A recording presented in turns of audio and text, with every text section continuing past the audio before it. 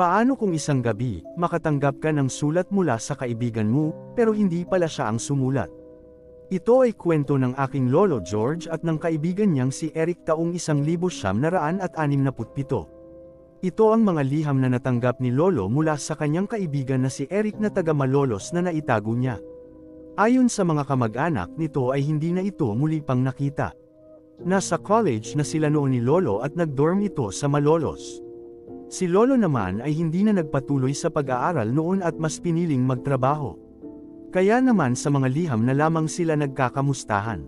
Ngunit napansin ni lolo na 3 buwan ang lumipas mula nang lumipat si Eric sa Malolos ay hindi na ito nagpapadala ng liham sa kanya. Unang liham, ika-1 ng Marso taong 1967.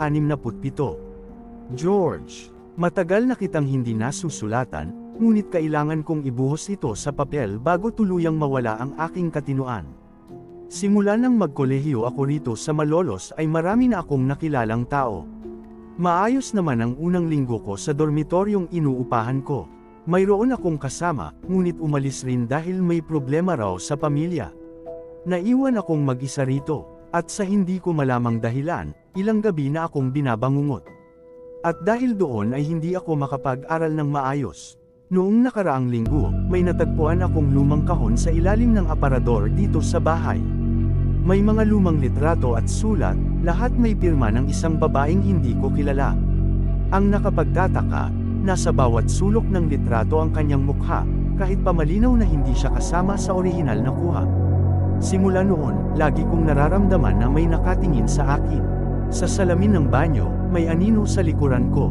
Sa gabi, may malamig na hininga sa mismong tenga ko. At kagabi, may kamay na dumampi sa aking balikat, kahit mag-isa lamang ako rito. Kung sakaling makatanggap ka ng liham na hindi ko pirma, ngunit hawig ang aking sulat kamay, pakitago iyon. Huwag na huwag mong susunugan. Ang iyong kaibigan, Eric.